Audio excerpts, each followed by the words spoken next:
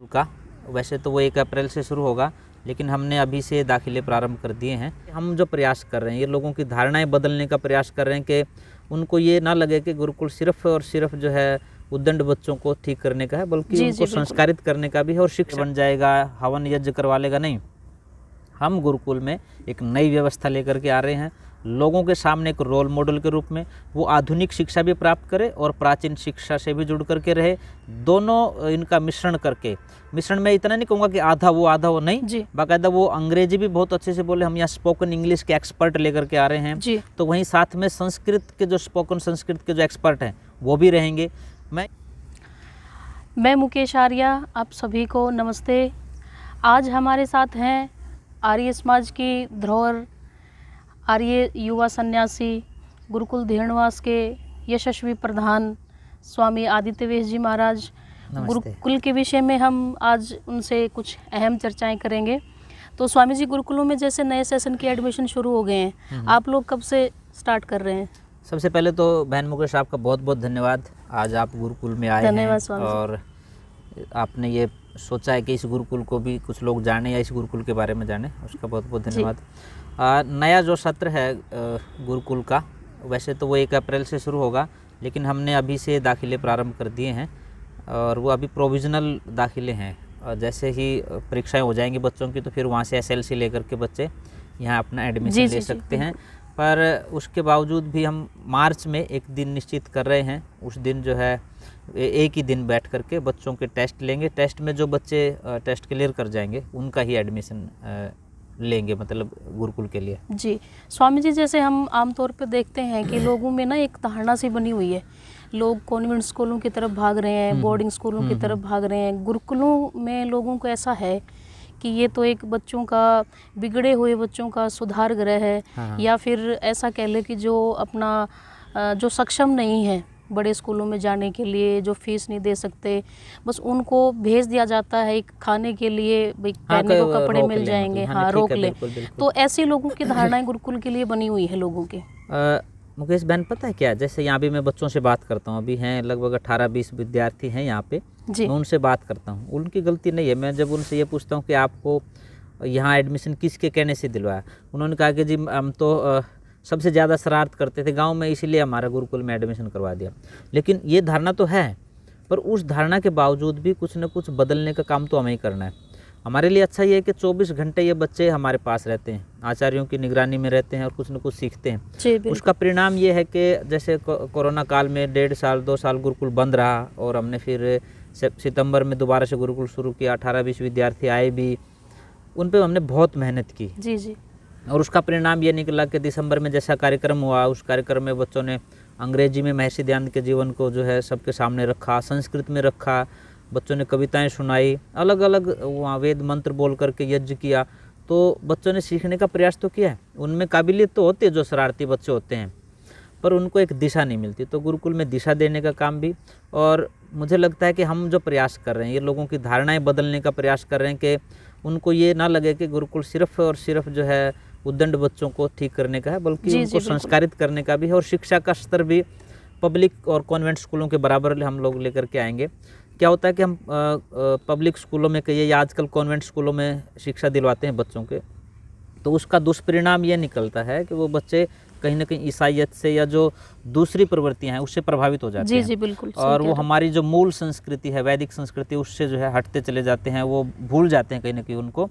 तो गुरुकुलों में पढ़ाने के पीछे सबसे बड़ा जो माँ बाप का, कहीं ना कहीं मुझे ये लग भी रहा है कि माँ बाप वापस आ रहे हैं गुरुकुलों की तरफ, वो इसलिए भी आ रहे हैं। बहुत से लोग ऐसे कह भी देते हैं कि हम गुरुकुलों में बच्चों को क्यों भेजें। हाँ, क्यों भेजें का जवाब मैं आपको दे रहा हूँ। वो इसलिए भेजें कि आज आवश्यकता है कि जिस तरह से हम पब्लिक स्कूलों में बच्चों को भेज रहे हैं, पढ़ा दिया, लिखा दिया, उसको विदेश भेज दिया, वो विदेश में पैसे कमाने की मशीन तक तो ठीक है, पर वो कभी परिवार में आकर के नहीं देखेंगे। 15-15 साल विदेश से वापस नहीं आते। तो हमारी संस्कृति से जोड़ करके रखना, ठीक है उसको पैसे कमाने, पैसे कमाए, परंतु माँ बाप, जिस माँ बाप ने उनको पैदा किया है, उनकी सेवा शुश्रूषा की भी आज आवश्यकता है, वो करते हैं संस्कारित।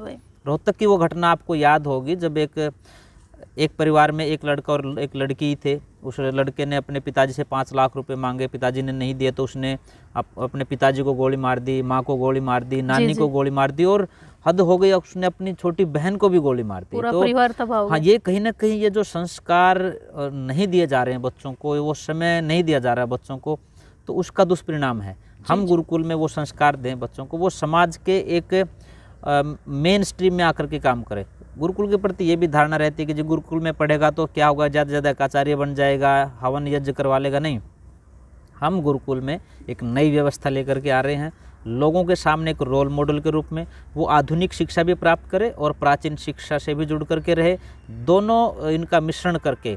मिश्रण में इतना नहीं कहूँगा कि आधा वो नहीं, बाकायदा वो अंग्रेजी भी बहुत अच्छे से बोले। हम यहाँ स्पोकन इंग्लिश के एक्सपर्ट लेकर के आ रहे हैं, तो वहीं साथ में संस्कृत के जो स्पोकन संस्कृत के जो एक्सपर्ट हैं वो भी रहेंगे। मैं ये कहता हूँ कि आज दुनिया में वेद के आधार पर जो संस्कृति है, ऋषियों की जो परंपरा है, उसको अंग्रेजी में बताने वाले लोगों की आवश्यकता है। बिल्कुल सही आज बात। चाहे अमेरिका की बात हो, यूरोप की बात हो, दक्षिण की बात हो, ये सब लोग हमारी तरफ देख रहे हैं, पर उनको उन्हीं की भाषा में समझाने की, बताने की आज आवश्यकता है। तो ऐसे विद्वान तैयार हों जो यहाँ पढ़ें भी, संस्कृति जो है उसको अपनाएं भी, और संस्कृत के माध्यम से भी और अंग्रेजी के माध्यम से भी देश दुनिया में वैदिक धर्म का प्रचार जैसे करें। आजकल स्वामी जी, जैसे बाहर के जो देश हैं, फॉरेन कंट्रीज की मैं बात करूं, हाँ जी, हाँ जी। तो उसमें अपनी जो वैदिक संस्कृति है, वेद है, गुरुकुल है, इस पद्धति को अपनाया जा रहा है। हाँ जी, और हाँ जी। हम उससे पिछड़ते जा रहे हैं। इसका सबसे बड़ा जो कारण है, ये क्या कारण है आज के टाइम नहीं, में? कहीं ना कहीं मीडिया जो है ना, वो एक अहम रोल अदा कर रहा है, और उसने भौतिकवाद को इतना चकाचौंध को लोगों के सामने रखा है। और हम लोग कर रहे हैं कि हम यूरोप के देशों की कहीं ना कहीं नकल कर रहे हैं, या अमेरिका की नकल कर रहे हैं, वो हमारी नकल कर रहे हैं। जी जी। परंतु कहीं ना कहीं हमें मूल से जुड़ना पड़ेगा। आप देखेंगे कि बहुत से ईसाई हमारे संपर्क में आने से वैदिक धर्मी बनते हैं तो यज्ञ करने लग जाते हैं। बहुत से मुस्लिम जो है वो संपर्क में आते हैं तो वो यज्ञ करने लग जाते हैं। इसके पीछे एक ही लॉजिक है, हमारा जो पिछले जन्मों का जो संस्कार रहा है, वैसा वातावरण जहाँ अगर हमें तुरंत मिल गया तो कहीं ना कहीं वो उसी पद्धति को पकड़ लेते हैं। तो हम लोग दौड़ने की प्रयास करते हैं कि अमेरिका की तरफ दौड़ें। वो जो भौतिकवादी चकाचौंध है उसमें कहीं ना कहीं फंसने का प्रयास हो रहा है, और उससे बचाना जो है, हमें मूल संस्कृति की तरफ लौटना पड़ेगा। जब वो लोग आपकी संस्कृति को अडॉप्ट कर रहे हैं। आज मैं यूरोप में जाता हूँ कई बार, यूरोप के देशों में सुबह 7 बजे ऑफिस लगते हैं। ठीक है। जो व्यक्ति 7 बजे ऑफिस में जाएगा तो कम से कम 5 बजे उठेगा। हमारे यहाँ 10 बजे ऑफिस लगता है, और मैं बहुत से लोगों को जानता हूँ जो 8 बजे उठेंगे, फटाफट तैयार होकर के भागेंगे, 10 बजे तक वो अपने ऑफिस में जाते। तो हमें खास करके हमारी जो जीवन पद्धति है, वो वेदों के आधार पर जो पद्धति है उसको ही अपनाना पड़ेगा, और वही सार्थक भी होगी, और वही आज के समय की आवश्यकता भी है। बिल्कुल। हर चीज़ में आप देखेंगे, बड़े से बड़े होटल में जाकर के आप देखेंगे आजकल हो रखा है कि बाजरे की रोटी लेकर के आते हैं। वो छोटी छोटी सी, जो हम लोग कहते थे कि नहीं बाजरा तो हम लोग खाएंगे नहीं, वो वापस लौट करके आ रहे हैं। प्राकृतिक चिकित्सा की तरफ वापस लौट करके आ रहे हैं। रासायनिक खाद्यों से हट करके जो नेचुरल ऑर्गेनिक जो चीज़ें हैं उनकी तरफ लौट करके आ रहे हैं। तो कहीं ना कहीं हमें संस्कृति के मामले में भी पाश्चात्य संस्कृति को छोड़ करके वैदिक संस्कृति की तरफ आना पड़ेगा। एक टाइम ऐसा था स्वामी जी जब इस देश में 7 लाख से ज़्यादा गुरुकुल थे, और आज का जब हम समय देखते हैं तो गुरुकुलों की हालत बहुत ही ज़्यादा ख़राब है। किस हर गुरुकुल में किसी में 5 हैं, किसी में 10 हैं, किसी में 50 हैं, इतने बच्चे हमें देखने को मिलते हैं। तो क्या सबसे बड़ी भूल हमने करी, या क्या कमी रही हमारी कि ये गुरुकुल बिल्कुल कम होते गए, और मैं कहूँ कि इतनी दुर्गति इन गुरुकुलों की आज हो गई है? तो क्या कमियाँ इसमें रही हैं? कहीं ना कहीं हम लोगों की जो अपेक्षाएं थी उन पे खरा नहीं उतर पाए। हमने अपने आप को ये कहना चाहूँगा कि समय के साथ जो है ना बदलाव नहीं किया। अब आप आश्चर्य करेंगे, एक विज्ञापन आता है टीवी पर, फेयर एंड लवली नए पैक में। फेयर एंड लवली नए पैक में सिर्फ इस विज्ञापन से उसका जो प्रॉफिट है वो 14% बढ़ जाता है। बिल्कुल। फेयर एंड लवली ने सामान कुछ नहीं बदला, सिर्फ पैक बदला है। पैक बदला है उसने। तो कहीं ना कहीं आर्य समाज को नए लेबल के साथ, नए पैक के साथ उन्हीं विचारों को देना पड़ेगा। नए लेबल का मतलब मेरा ये नहीं कि आर्य समाज का नाम बदल दें या गुरुकुलों का नाम बदल दें, नहीं। उसको जो आजकल की जो टेक्निक्स हैं, अब सोशल मीडिया है, प्रिंट मीडिया है, इलेक्ट्रॉनिक मीडिया है, लोगों के सामने उसको लेकर के जाएं, एक्सपोजर करना चाहिए। मैक्सिमम के लोगों को पता चले कि वैदिक संस्कृति से जुड़ने का लाभ क्या है, आर्य समाज से जुड़ने का लाभ क्या है, गुरुकुलों में पढ़ने का लाभ क्या है। जैसे मैंने शुरू में कहा था कि आज आवश्यकता है हर माँ बाप को कि उसकी संतान चाहे बिजनेस करे, चाहे वो किसी गवर्नमेंट जॉब में जाए, या वो अपना कोई अलग से व्यवसाय करे या नौकरी धंधा करे, जैसे भी करे, परंतु वो अपने परिवार से जुड़ करके रहे। जब माँ बाप को जरूरत पड़े तो उनकी सेवा शुश्रूषा कर दे। ये जो चीज़ें कहीं ना कहीं लोगों की जो आवश्यकताएं थी उनको हम लोगों ने उस रूप में प्रस्तुत नहीं किया, और दूसरे लोगों ने जिन लोगों को हम लोग बड़ा आज आदर्श मान रहे हैं, चाहे कॉन्वेंट स्कूलों की बात हो, पब्लिक स्कूलों की बात जी। हो, उन्होंने अपने प्रचार के माध्यम से, चकाचौंध के माध्यम से लोगों को प्रभावित किया। तो हम लोग कहीं ना कहीं प्रचार, उस दृष्टि में प्रचार नहीं कर पाए। जी। तो इस वजह से हम लोग ये मान सकते हैं कि आज गुरुकुलों की ऐसी स्थिति है।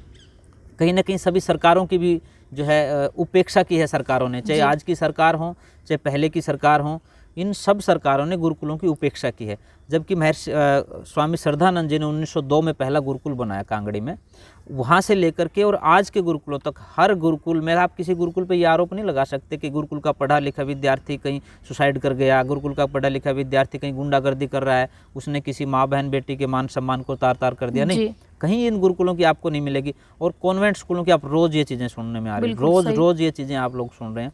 तो मुझे लगता है कि कहीं ना कहीं हमें और ज़्यादा सावधान होने की आवश्यकता है, और हमें कहीं ना कहीं सरकारों के ऊपर बिल्कुल आधारित नहीं रहना है। हम लोग क्या करते हैं कि किसी से अपेक्षाएं रखने लग जाते हैं, वो पूरी नहीं होती तो फिर हम लोग डिमोरलाइज हो जाते हैं। तो जी, जी, आज बिल्कुल। आवश्यकता है कि आप अपनी इस चीज़ को व्यापक रूप से प्रचारित करें, तरीके से प्रचारित करें, लोगों की ये आवश्यकताएं हैं उनको बताएं कि आपकी ये आवश्यकताएं, हम इन आवश्यकताओं को पूर्ति करेंगे। जी। गुरुकुल को लगभग कितना समय हो गया है स्वामी जी, गुरुकुल धीरनवास को बने हुए? मुकेश बहन जी, वैसे तो अभी दोबारा नए सेशन से जैसे हमने शुरू किया कोरोना के बाद, तो मुश्किल से 5.5 महीने हुए हैं। जी, जी। पर वैसे इस गुरुकुल को स्थापित हुए 50 वर्ष हो गए हैं। 50 वर्ष में से एक वर्ष जो कोरोना का गया, वो सारे देश के लिए बड़ा खतरनाक था दौर। उसमें तो लोग भी चले गए, लोगों जी, जी, की बिल्कुल। संपत्तियां भी चली गई। पर 50 साल के कार्यकाल में बीच का एक वर्ष यदि हम ये निकाल दें तो उस समय से चल रहा है। पूज्य स्वामी सर्वदानंद जी ने इस गुरुकुल की स्थापना से 50 वर्ष पहले की थी, जी, जी। जन्माष्टमी के दिन।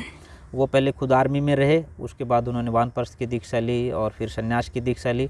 लगभग 96-97 वर्ष की आयु में उनका देहांत जो है, अभी लगभग 2 साल पहले उनका देहांत हुआ है। तो उन्हीं की प्रेरणा का, ये उन्हीं का तप है कि उन्हीं के जी। तप से ये सारा का सारा चल रहा है। बिल्कुल। और ये गुरुकुल भी विशेष है। यहाँ एक पेड़ है लगभग जिसको 125 वर्ष से भी ज़्यादा का एक पीपल का पेड़ है। जी, जी, हम वहाँ जी। एक छोटा सा पार्क बना रहे हैं, ऑक्सीजन पार्क, क्योंकि वो इतना बड़ा है, लगभग उसका ज़्यादा नहीं, अगर मैं कहूँगा 100 फीट के सर्कल में, एरिया में इतना बहुत बड़ा व्यापक है। तो जी, यही जी। क्या है कि उस जितना वो एरिया है उसके अंदर जो है ऑक्सीजन पार्क बनाएंगे स्वामी सर्वदानंद जी के नाम से ही।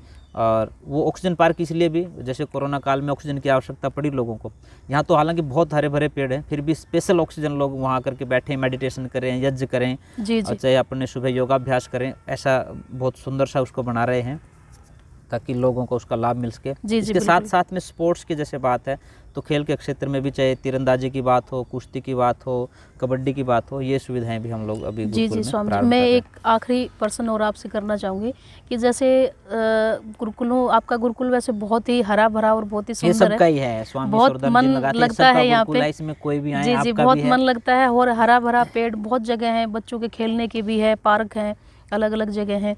तो जैसे एडमिशन अब नए सेशन से आप लेंगे, तो बच्चों के लिए क्या अलग सी विशेष क्लासेज या विशेष एक्टिविटीज़ आप क्या रखेंगे इसमें इसमें गुरुकुल में? मुकेश बहन, मैं 2 बातें आपको बताना चाहता हूँ। जी। एक तो ये है कि सबसे कम शिक्षा का, यहाँ शिक्षा या पढ़ाने के नाम पर कोई फीस नहीं ली जा रही है यहाँ जी, पे। जी। और जो हॉस्टल की फ़ीस है, कह लो हॉस्टल प्लस भोजन, भोजन। 2 फीस हैं, वो लगभग 70-75 रुपये एक दिन का खर्च है। इसमें जी, हॉस्टल जी। भी शामिल है, उनकी व्यवस्था भी शामिल है, भोजन भी शामिल है, ये कुछ भी नहीं है। जी, जी, बिल्कुल अब सामान्य। और इतने रुपए तो एक बच्चा पॉकेट मनी के नाम पे वैसे ही बर्बाद कर देता है। एक दूसरे, इसके अलावा जैसे जिस बच्चे के माँ बाप नहीं हैं जी।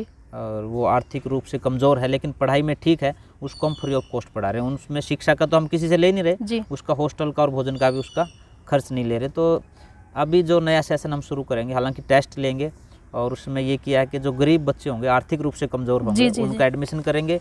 50% बच्चे हमारे पास ऐसे रहेंगे जिनसे हम कोई पैसा नहीं लेंगे उनको, बल्कि चाहे किताबें देने की बात है, चाहे ड्रेस देने की बात, हम अपनी तरफ से देंगे।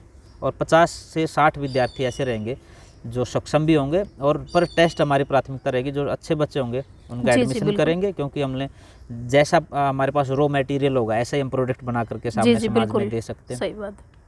ये नए सेशन में हम लोग, जैसे मैंने पहले कहा, स्पोकन इंग्लिश है, स्पोकन संस्कृत है, उसके साथ साथ जो हरियाणा बोर्ड का जो सिलेबस है वो भी, पर जो आर्ष शिक्षा पद्धति है, चाहे अष्टाध्यायी की बात हो, महाभाष्य की बात हो, चाहे जी।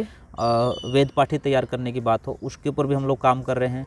वो भी मतलब यहाँ पर हम लोग देंगे। पूरी दिनचर्या जो है बच्चों की एक व्यवस्थित, अनुशासित उनको देंगे, ताकि वो जीवन में एक अच्छे नागरिक बन सके। एक तरह से हम कह सकते हैं कि शिक्षा के साथ संस्कारों का संस्कार भी। खजाना। हमारा मोटो जी। भी यही है, यहाँ हम लोग स्लोगन जो बोलते हैं, शिक्षा हर आदमी कहीं से भी ले सकता शिक्षा है। भी संस्कार भी, संस्कार हम लोग भी। ये दे रहे हैं। जी, शिक्षा तो आप आज शिक्षा के नाम पे तो बहुत कुछ चल रहा है, बहुत सी, मैं तो कई बार लोग बुरा मान जाते हैं, दुकानें चल रही हैं। जी जो जी बिल्कुल। अभी कोरोना में भी हुआ तो आप 10-10 हज़ार रुपये फीस ले रहे हैं। कोरोना में बच्चे घर बैठे हैं, घर वालों का नेट लग रहा है, घर वालों का टाइम लग रहा है, उसके बावजूद भी स्कूल को पूरी फीसें चाहिए। बिल्कुल वो तो सही बात। दुकानें हैं, वो नहीं, पर संस्कार हो कहीं ना कहीं। और मैं तो ये कहता हूँ कि ये नहीं कहता मैं औरों से वो एकदम पीछे रहेंगे हमारे बच्चे, बिल्कुल नहीं। समाज के उस आर्थिक ढांचे में भी वो फिट रहेंगे, चाहे उनको शिक्षा की बात हो, चाहे समाज में किसी बिजनेस की बात हो, पर संस्कार जो है, मोरल वैल्यूज उनमें अधिक रहेंगी। वो डॉक्टर बने, वो बिजनेसमैन बने, पर उससे पहले वो अच्छे इंसान बने। ये हमारा प्रयास है। अच्छे डॉक्टर तभी बनेंगे जब कहीं अच्छे इंसान होंगे। जी बहुत बहुत धन्यवाद स्वामी जी। बहुत जैसा कि अभी स्वामी जी से आपने सारी चर्चाएं बहुत ही विस्तृत रूप में सुनी है कि संस्कारों के साथ शिक्षा आप कहीं से भी ले सकते हैं, लेकिन शिक्षा के साथ संस्कार जो गुरुकुलों के माध्यम से आज दिए जा रहे हैं, जिनकी सबसे अधिक आवश्यकता आज हमारे समाज में है, तो एक नई पौध, मैं कहूँ एक नई पीढ़ी गुरुकुलों में जो तैयार हो रही है, वो गुरुकुलों में से जब निकलेगी तो समाज में एक अलग सा ही बदलाव हमको देखने को मिलेगा। और जैसे स्वामी जी ने भी एक बात कही कि गुरुकुलों से पढ़े हुए बच्चे कभी सुसाइड करते हुए नहीं दिखाई दिए, कभी किसी माँ बहन की जो सम्मान है उसको ठेस नहीं पहुंची। तो ये कहीं ना कहीं सच है। आप इसका पूरा आप रिकॉर्ड बना सकते हैं, देख सकते हैं कि कोई भी ऐसा बच्चा गुरुकुलों से निकला हुआ नहीं मिलेगा। तो ये बहुत ही अहम है। और मैं भी आप लोगों से निवेदन करती हूँ कि जितना हो सके ज़्यादा से ज़्यादा आप अपने बच्चों को गुरुकुलों में भेजिए, संस्कृति से और संस्कारों से जोड़ने का प्रयास कीजिए। आप सबका बहुत बहुत धन्यवाद। सबको धन्यवाद, नमस्ते। आप अंग्रेजी दवाओं से परेशान हैं या फिर रोगों से परेशान होकर संसार से उठ जाना चाहते हैं? उठ जाने से पहले नाड़ीवैद क्या क्लब पर आइए और अपने सभी रोगों का आयुर्वेद में सही समाधान पाइए। साथियों, इस वीडियो को ज़्यादा से ज़्यादा लाइक करें, कमेंट करें, शेयर करें और चैनल को सब्सक्राइब करना ना भूलें।